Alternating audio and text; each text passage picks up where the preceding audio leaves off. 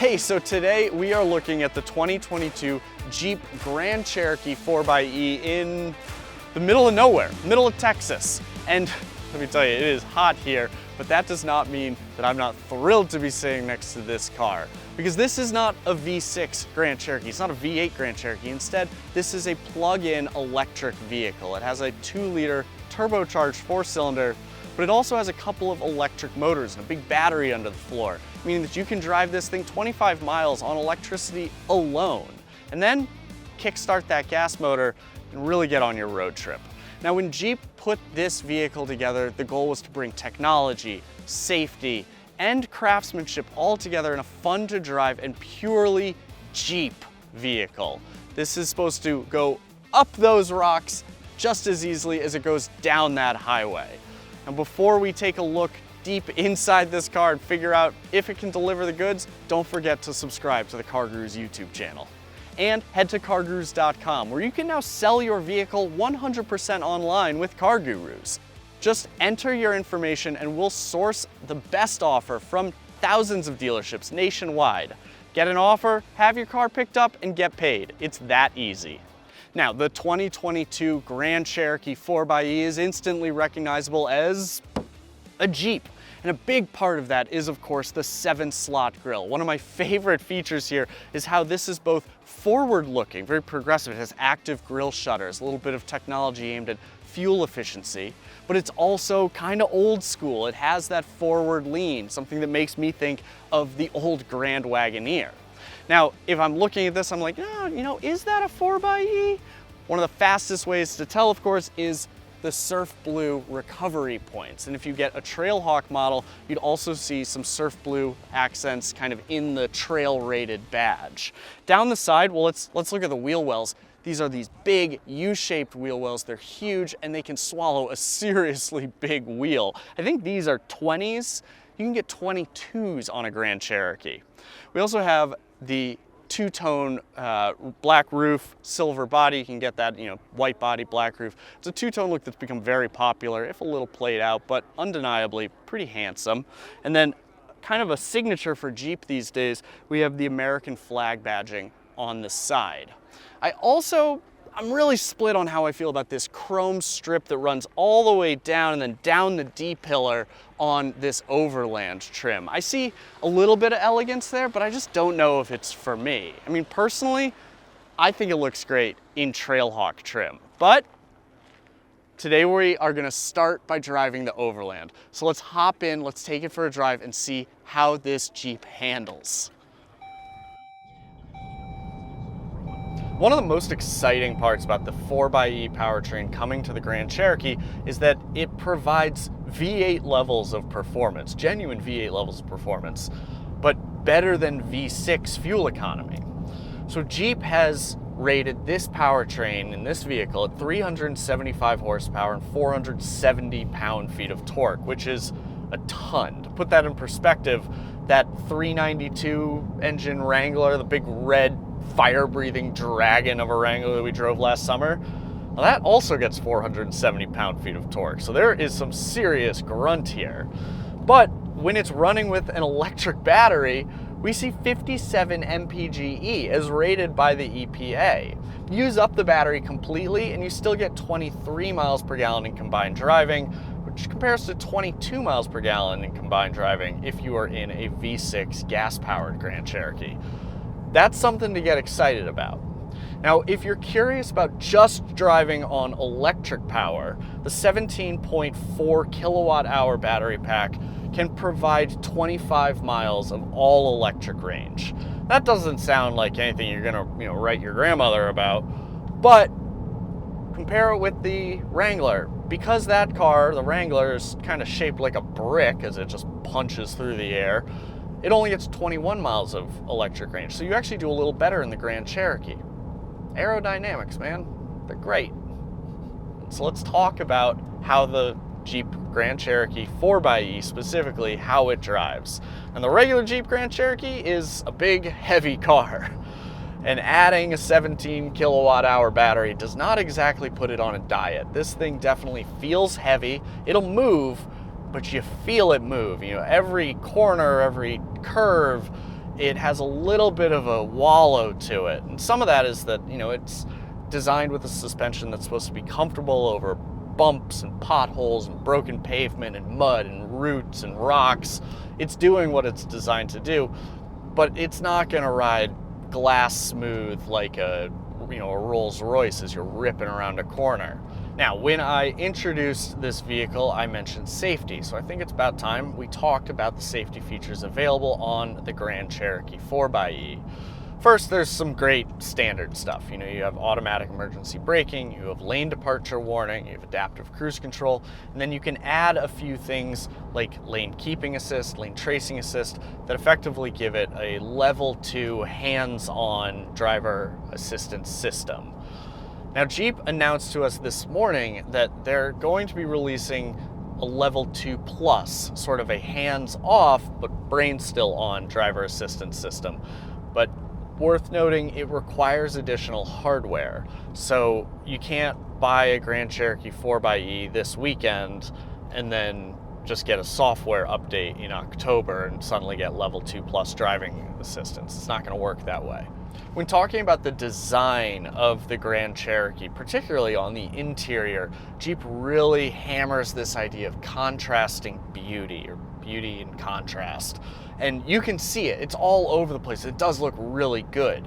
So a clear example of it is all the way, from the door, across the dash, including on the wheel, all the way to the other door, we have these thin metal accents that are complemented by a dark contrasting wood.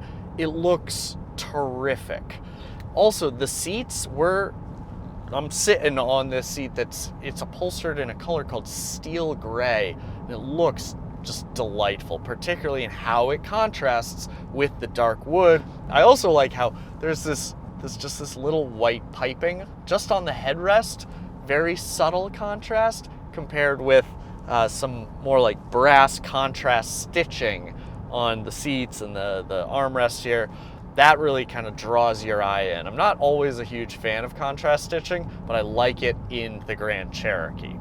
Some of the things I don't like, well, this light colored material down here, it's really plasticky. I can live with a little bit of plastic, particularly in a Jeep. You're gonna get it dirty no matter how much it costs. It's meant to get dirty, but it doesn't have to feel or sound quite like this. They make kind of rubberized plastic materials that you find in all sorts of vehicles. That would be better. A few other details on the interior that I think will probably make your life a little more comfortable are, well, for one, there's the space. Just plain and simple, the 2022 Grand Cherokee is larger on the inside than the previous generation. So you've got plenty of legroom, plenty of headroom. Frankly, it looks like a good family car. There are also some details like the charging light indicator up top and the charge indicator on your driver display that are going to make it really easy to know just how much battery you've got. And then there are the touch points. So I love the feel of the rotary shifter. It's kind of metal with this textured finish on the sides. And then similarly, we've got metal toggles here for the select terrain controls and the ride height adjustment. These feel great. I do think there's a bit too much piano black plastic in the center stack here. It's an absolute fingerprint magnet. And I don't know, it's very dark, but the script on it is very light, very thin lines, so it can be a little tricky to see exactly what button you're searching for if you're trying to press. That's the type of thing, though, that once you've bought this car, lived with it for a few weeks, driven it for a few weeks, it's all going to be second nature. You'll know where the seat heater is. Just don't loan it to your neighbor, because they'll never figure out how to turn that thing off. We've got some cows in the road up here, so I gotta drive a little carefully. They're literally crossing the road. Anyways, the Trailhawk trim is the Grand Cherokee 4xe that you buy when you're genuinely going to take it off-road. Now, interestingly enough, you don't need the Trailhawk to do some pretty impressive things off-road in this vehicle. For instance, I'm still driving an Overland trim. It says so on the seats here. But it has some of the features that would normally be standard on a Trailhawk. They'd be optional on a non-Trailhawk Grand Cherokee 4xe. Now, a fine example of this is the Quadralift air suspension, which will lower it to very accessible, kind of in and out height, has kind of an aero mode for when you're on the highway, or it can lift way up there to give you a true off-road height. Jeep has also added a quick down function, so you can drop from that off-road height to the very accessible in and out height in 7 seconds. That's really impressive. Another feature, and you're actually going to find a version of this on virtually every Grand Cherokee, is the select terrain system. Now on this one here, we have rock, sand and mud, snow, auto, and sport. You don't necessarily get all of those if you're getting a base level, but if you get a Trailhawk, you're going to see all of that. And essentially what it does is it remaps kind of some of the engine behaviors so that it is best suited for crawling up rocks or kind of digging through the mud and the snow and maintaining traction when you need it. It's actually really impressive technology when you're using it. Standard is Quadra-Track 2, which is kind of Jeep's not quite base level, but more impressive, not top of the line off-road system. If you get the Trailhawk, you actually get Quadra-Drive 2, which is a top of the line system. It has a low range, it has rock crawling, a 2-speed electronic transfer case. It has electronic limited slip differential on the rear axle that can actually send 100% of the power to either one of the rear wheels. It will get you where you need to go. Now, if you need to tow something, it is worth noting that while the 4xe has a 6,000 pound maximum towing capacity, which is pretty impressive, that is less than the V6 Grand Cherokee's 6,200 pounds, and it's a fair bit less than the V8 powered Grand Cherokee's 7,200 pounds. I really like how Jeep handles its infotainment, and I have for a long time. This year, we still have an incredibly crisp display, but there's some functionality here that I think is really, really cool. Obviously, we have things like Apple CarPlay and Android Auto. They're wireless in the Grand Cherokee, although I don't have a wireless charger and my phone's almost dead, so I'm plugged in. You also have this interesting My Pages setup, where you can kind of customize what you want and how you want it to look. So you just hit this My Pages, you hit Add a Page, and then it gives you a number of layouts.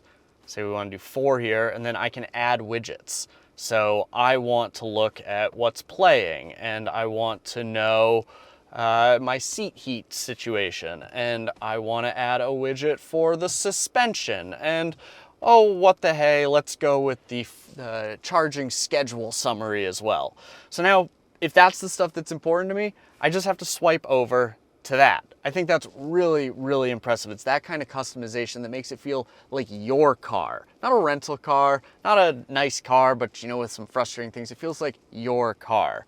Other details that I really like, well, I mean, I cannot not talk about the Macintosh stereo. This thing is incredible. We listened to it in our Wagoneer review, and I said that, but we have the 19-speaker Macintosh system, and it is sublime. Simply put, you have not lived until you have cranked Tina Turner in a Wagoneer.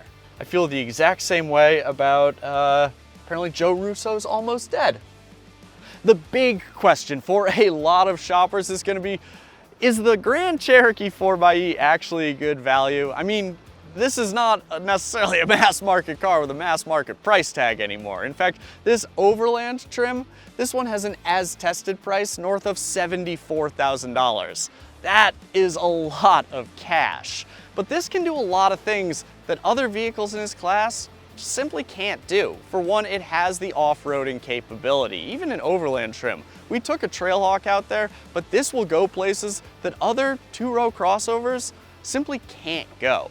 And then of course, there is that plug-in hybrid functionality, the ability to drive 25 miles on electric power alone. Well, that's going to be a huge cost saving for a lot of commuters, particularly if your commute is less than 10 miles. So let us know in the comments section below what you think. Is this car priced right? Is it just a fact of life that these things are going to get more expensive, and at least here you're getting some real capability and functionality? Tell us in the comments section below, and then head to CarGurus.com to read our full written review. We can't wait to hear from you. We can't wait to see all those subscriber clicks, and we'll see you next time.